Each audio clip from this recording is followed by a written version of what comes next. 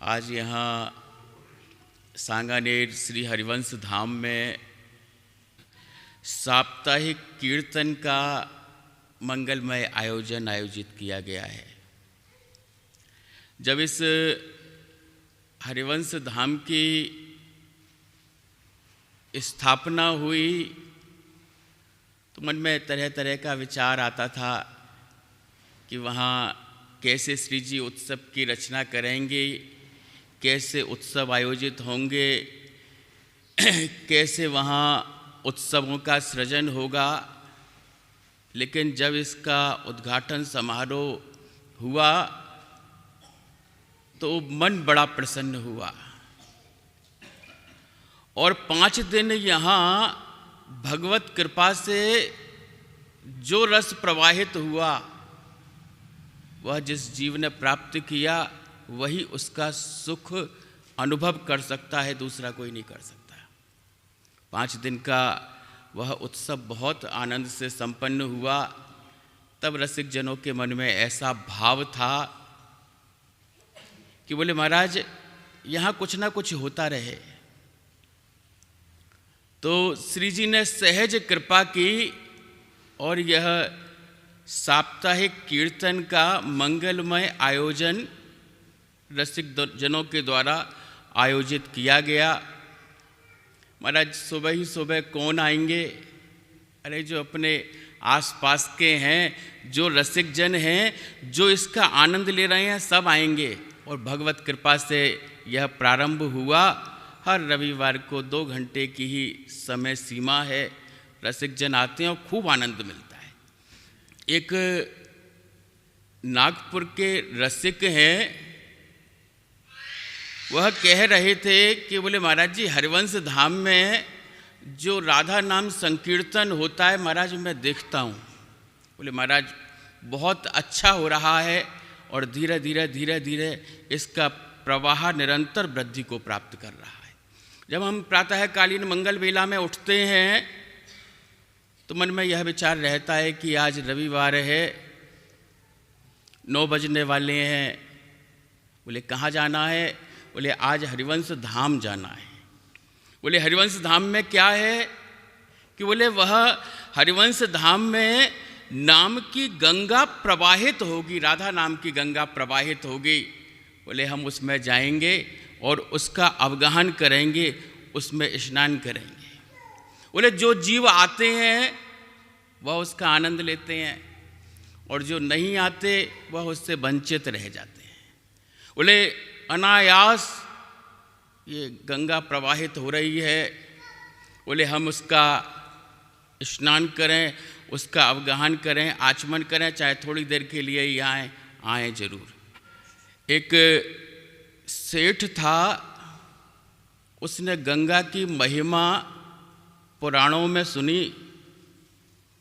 तो कहीं कथा हो रही थी, उसमें प्रसंग आया कि गंगा गंगेति यो ब्रूयात योजना नाम सतेरपि मुच्यते सर्व पापेभ्यो मोक्ष करिष्याम मा शुचः।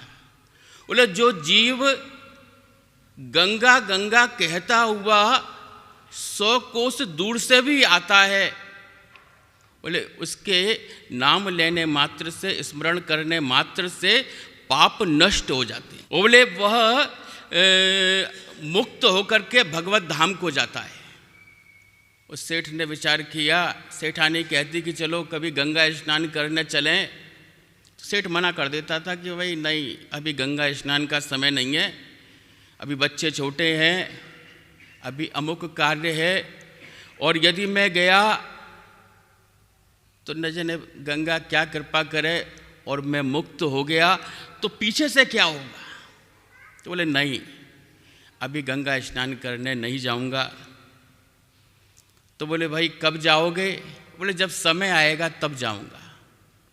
न खुद जाता न अपनी घरवाली को जाने देता। बोले तू मुक्त हो गई तो भी गड़बड़ हो जाएगा। काफ़ी समय व्यतीत हुआ, बच्चों के कार्य व्यवहार से मुक्त हुआ। तब उसने विचार किया कि अब सारे कार्य व्यवहार से मुक्त हो गया, अब गंगा स्नान करना चाहिए, अब यात्रा करनी चाहिए। तो वह अकेला गंगा स्नान करने गया और गंगा में खूब गोते लगाए, खूब गंगा में स्नान किया। जब बाहर किनारे निकल के आया तो मन में विचार करता है कि मैं मुक्त नहीं हुआ। बोले मुक्त क्यों नहीं हुआ? क्या शास्त्रों में लिखा हुआ, पुराणों में लिखा हुआ, उपनिषदों में लिखा हुआ क्या गलत है? वह तरह तरह का मन में उसके चिंतन आ रहा। चिंतन करते करते बढ़ता चला जा रहा था तो आगे जाके देवर्षि नारद मिल गए। देवर्षि नारद ने नारायण नारायण संबोधन किया तो उसका ध्यान भंग हुआ। उसने कहा कि बोले महाराज, मेरे मन में एक जिज्ञासा है, मैं उस जिज्ञासा की निवृत्ति करना चाहता हूँ। बोले बताओ क्या तुम्हारे मन की जिज्ञासा है? बोले महाराज आज्ञा की है, शास्त्रोक्त आज्ञा है कि जो गंगा गंगा कहता हुआ 100 योजन दूर से आता है वह महाराज मुक्त होकर के भगवत धाम को जाता है। मैं तो महाराज इतनी दूर से आया, गंगा में खूब गोते लगाए, लेकिन महाराज मैं मुक्त नहीं हुआ। क्या महाराज ये वही गंगा है? तो नारद जी महाराज बोले ये वही गंगा है जब वामन अवतार के समय चरण प्रक्षालन किया था, उसको कमंडल में स्थापित किया था और भागीरथ के साधना के फलस्वरूप शिव ने धारण किया और इस भूमंडल पर प्रवाहित किया, ये वही गंगा है। तो बोले महाराज मैं मुक्त क्यों नहीं हुआ? तो बोले ये तो मेरे भी समझ में नहीं आ रहा कि तू मुक्त क्यों नहीं हुआ। चल अपन ब्रह्मा जी के पास चलते हैं, उनसे पूछेंगे। अपन हिमालय चलते हैं, कैलाश चलते हैं, शिव से पूछेंगे, उन्होंने धारण किया है वही बताएंगे। तो नारद जी और वह सेठ कैलाश पहुँचे, शिव से प्रार्थना की कि बोले महाराज आपने गंगा को धारण किया, यह वही गंगा भूमंडल पर प्रवाहित हो रही है? बोले हाँ यह वही गंगा है। तो बोले महाराज शास्त्रोक्त तो आज्ञा है कि 100 योजन दूर से जो जीव आता है वह स्मरण करके स्नान करके मुक्त हो जाता है। महाराज मैं मुक्त क्यों नहीं हुआ? क्या शास्त्र गलत कह रहे हैं? क्या पुराण उपनिषद गलत कह रहे हैं? बोले भाई ये तो मैं भी नहीं कह सकता। ब्रह्मा जी के पास चलते हैं। तो वह सेठ और नारद जी और शिव जी महाराज तीनों ब्रह्मा जी के पास पहुंचते हैं। ब्रह्मा जी से कहते हैं कि महाराज वामन अवतार के समय आपने जो चरण प्रक्षालन किया था और जो कमंडल में जल भर के रखा था, क्या महाराज ये वही चरणामृत वही है? तो बोले हाँ वही है। तो महाराज मैं मुक्त क्यों नहीं हुआ? मैंने खूब स्नान किया, महाराज मैं मुक्त क्यों नहीं हुआ? तो बोले ये तो मैं भी नहीं कह सकता। चलो अपन बैकुंठ चलते हैं, बैकुंठ चल के प्रभु से ही पूछेंगे। तो ब्रह्मा जी, शिव जी और नारद जी और सेठ चारों बैकुंठ पहुँचे और पूरा का पूरा मन का जो भाव था वह सेठ ने प्रकट कर दिया कि बोले महाराज मैंने गंगा में स्नान किया लेकिन मैं मुक्त क्यों नहीं हुआ? तो नारायण कहते हैं कि सेठ तू भी बड़ा मूर्ख है। तूने अपने जीवन में केवल एक बार गंगा में स्नान किया, उस गंगा के स्नान का फल तुझको मिल रहा है कि देवर्षि नारद तुझको मिल गए, स्वयं शिव तुझको, ब्रह्मा जी तुझको यहाँ बैकुंठ तक लेके आए हैं और तू गंगा स्नान का क्या फल देखना चाहता है? बोले यहाँ आया है बैकुंठ में, यही बैकुंठ का वास प्राप्त कर और आनंद प्राप्त कर। अनायास यह गंगा प्रवाहित हो रही है, यह नाम रूपी गंगा प्रवाहित हो रही है। बोले हम इसमें सम्मिलित होते हैं ना। इतना ठाकुर का नाम ध्रुवदास जी महाराज ने आज्ञा की कि हेम को सुमेर दान, रतन अनेक दान, गज दान, भूमि दान, अन्न दान करई। और लास्ट में उन्होंने कहा कि कृष्ण के श्री को नाम एक बार लीने ध्रुव, पापी तीन लोकन में छिन्न माही तरई। बोलो जो जीव श्री कृष्ण का एक बार नाम लेता है वह कितना भी अधम पापी जीव को क्यों ना हो, वह भी मुक्त होकर के भगवत धाम को जाता है। बोले महाराज कौन गया? बोले पापी एक अजामिल भयो, सो पापी बैकुंठ ही गयो और सुत हित नाम नारायण लयो। उसने तो अपने पुत्र का नाम नारायण लिया था। बोले उसको भी भगवत धाम की प्राप्ति हो गई। तो बोले हम ठाकुर का नाम लेते हैं, किसी भी रूप में लेते हैं, जाने में लेते हैं, अनजाने में लेते हैं, बोले वह नाम अवश्य फलित होता है। बोले तुलसी अपने राम को रीझ भजे चाहे खीज, भाव से भजे चाहे को भाव से भजे, वह नाम अवश्य अपना फल दिखाता है और जीव के हृदय में भगवत ये भाव जागृत करके प्रभु के धाम की प्राप्ति करा देता है। बोले हम इस राधा नाम को साधारण समझते हैं, यह राधा नाम साधारण नहीं। हम इस हरिवंश नाम को साधारण समझते हैं, यह हरिवंश नाम साधारण नहीं। जो जीव प्रभु का नाम भाव से लेता है, जो जीव प्रभु का नाम अनुराग से लेता है, उसके ऊपर नाम की कृपा होती है। मंगल प्रकरण में हम गान करते हैं कि जय जय श्री हरिवंश नाम गुण जो नर गाए हैं। तो बोले क्या होता है? बोले प्रेम लक्षणा भक्ति सुदृढ़ कर पाए हैं, अरु बाढ़े रस रीति प्रीति चित न टरे, जीत विषम संसार कृत जग विस्तरे, विस्तरे सब जग विमल कीरति साधु संगति ना टरे, और बास वृंदा विपिन पावे। श्री राधिका जी कृपा करे, उसके ऊपर प्रिया जी करती हैं और नित्य विहार वृंदावन धाम में उसको अखंड वास प्रदान कर देती हैं। बोले जीव कैसे भी प्रभु का नाम ले, हरिवंश नाम का गान करते हैं, यह कोई साधारण नाम है? बोले हाँ, अक्षर में हरिवंश है, राम है राधा नाम, बा में वृंदा विपिन है, सहचरी ब्राह्म। इसमें प्रिया प्रीतम सखी सहचरी और वृंदावन धाम इस हरिवंश नाम में विराजमान है। एक बार सेवक जी महाराज वृंदावन विराज रहे थे। इस नाम की महिमा को समझना, सेवक जी महाराज वृंदावन विराज रहे। वृंदावन में कभी वृंदावन की परिक्रमा करने चले जाते, कभी कहीं चले जाते, कभी कहीं कुंज निकुंज का आनंद लेने चले जाते। तो उनके एक अनुगत, उनका एक शिष्य उनके सानिध्य में रहता था। तो उस सेवक के पास, सेवक जी महाराज नहीं थे, तो एक सेठ आया। उस सेठ ने सेवक जी महाराज को पूछा कि बोले महाराज, सेवक जी महाराज कहाँ गए हैं? बोले वो तो वृंदावन की कुंज निकुंजों का आनंद लेने गए हैं। तो बोले मैं बहुत कष्ट में हूँ, मेरे एक ही पुत्र है और उसके प्राण संकट में है, महाराज आप कृपा करो, कोई उपाय बताओ। बहुत देर इंतजार करता रहा। तो फिर सेवक ने कहा कि बोले भैया एक उपाय है, तुम उस उपाय को करना, तुम्हारा पुत्र बिल्कुल ठीक हो जाएगा। तो बोले क्या उपाय है? कि बोले एक पात्र लेना, उस पात्र में श्री हरिवंश नाम अंकित करना और उस हरिवंश नाम के ऊपर जल चढ़ाकर उस चरणामृत का पान अपने पुत्र को करा देना, वह बिल्कुल ठीक हो जाएगा। वो बड़ा व्यथित था। घर आया, घर आकर के उसने पात्र में श्री हरिवंश नाम अंकित किया, उस पर जल चढ़ाया और उस जल का पान अपने पुत्र को करा दिया। बोले काल डरे यमहू डरे। बोले उस नाम का प्रभाव ऐसा हुआ कि जो काल का प्रभाव था वह दूर हो गया और वह कष्ट से और पीड़ा से उस पुत्र की निवृत्ति हुई। तो निवृत्ति हुई, बहुत प्रसन्न, धीरे धीरे वह ठीक हो गया। तो वह फल फूल लेकर के सेवक जी महाराज की कुटिया पर आया और आकर के उसने फल फूल सेवक जी महाराज के चरणों में अर्पित किए। बोले भैया ये क्यों अर्पित कर रहा है? कि बोले महाराज मैं आया था, मेरे पुत्र का स्वास्थ्य बहुत प्रतिकूल था। तो जब महाराज मैं आया तो आप नहीं थे महाराज, आपका सेवक था।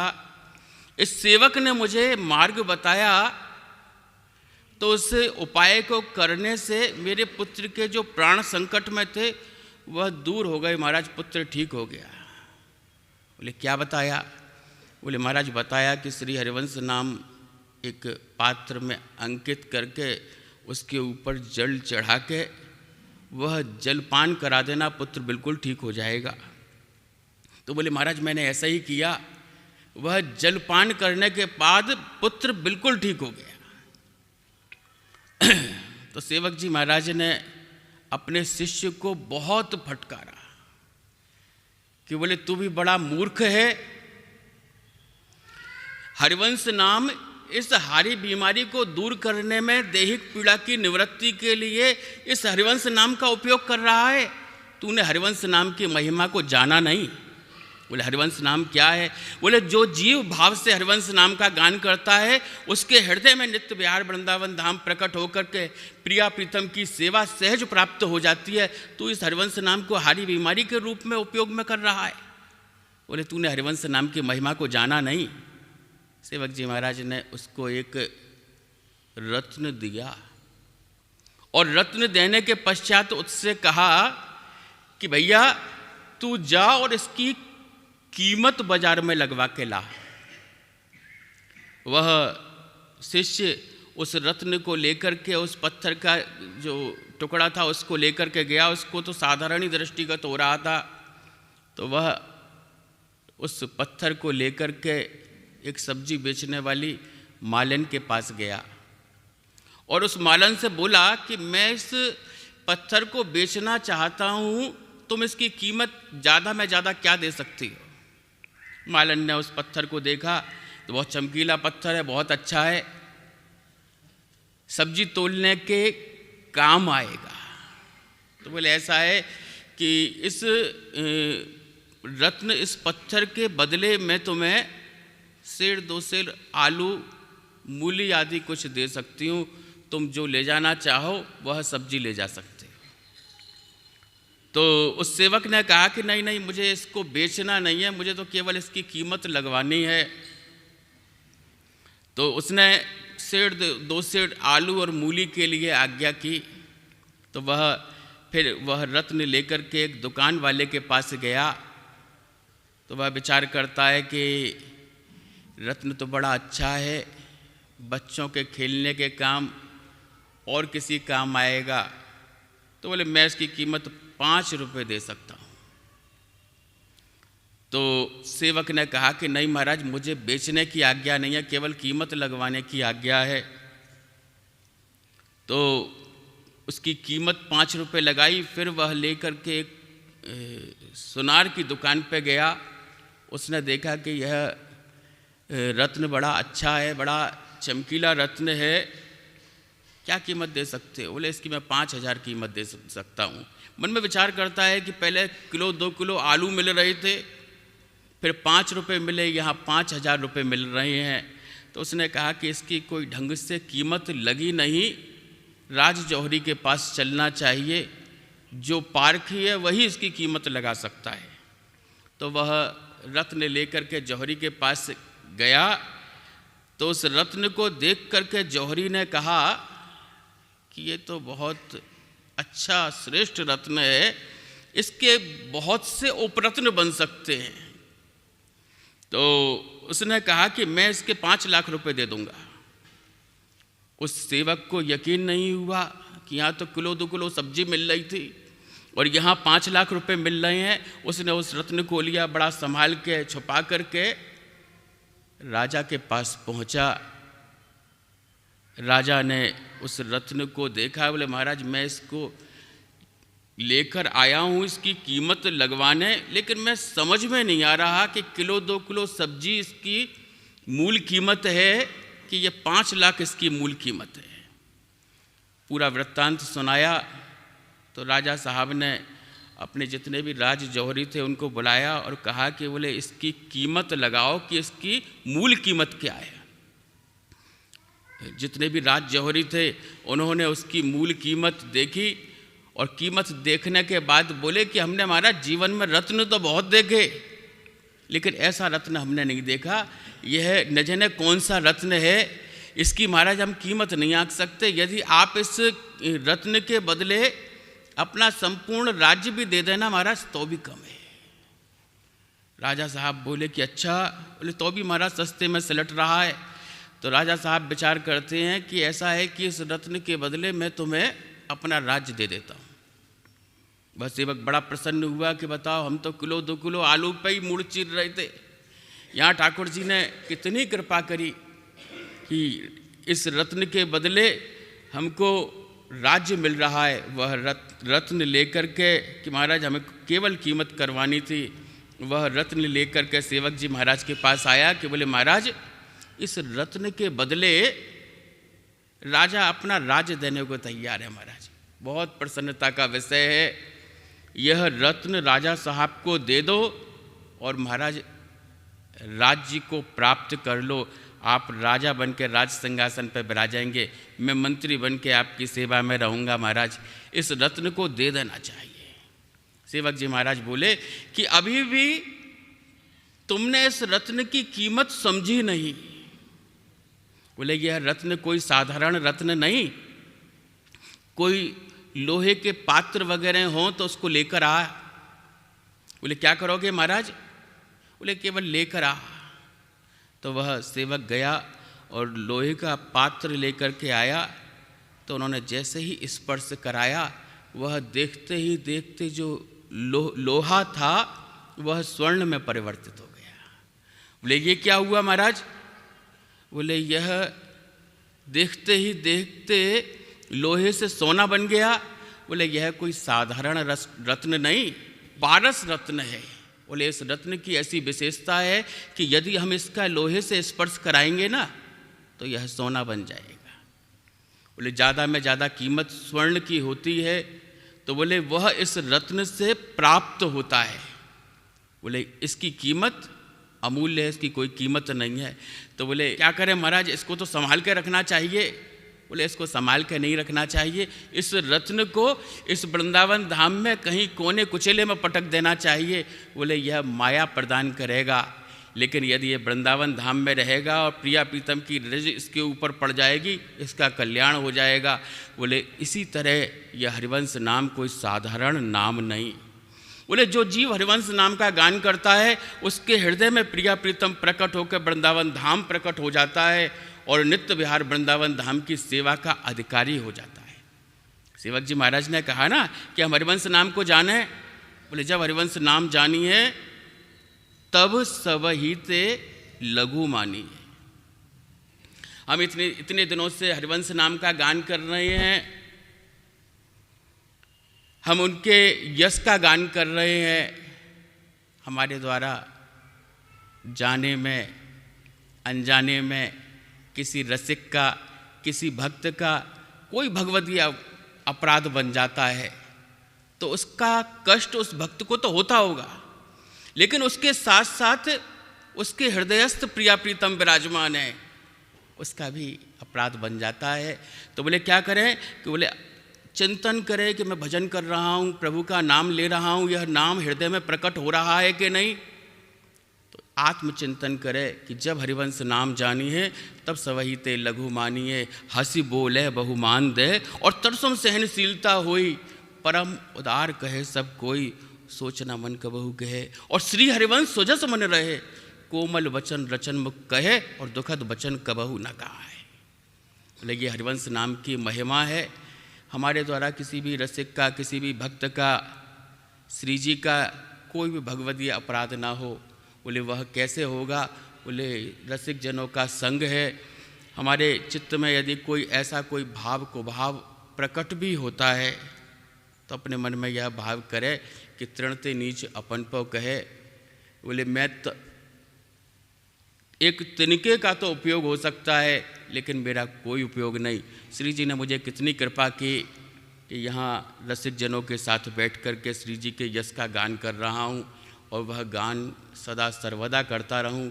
यही भाव विचार इस नाम के माध्यम से आपके हृदय में प्रकट हो। श्री जी की कृपा आप सभी रसिक जनों के ऊपर खूब बरसे और यह साप्ताहिक कीर्तन 9 से 11 बजे तक के लिए ही निर्धारित किया है। वो 2 घंटे का कीर्तन आगे खूब चलता रहे, आप लोगों का सहयोग मिलता रहे, यही श्री जी से कामना करते हैं।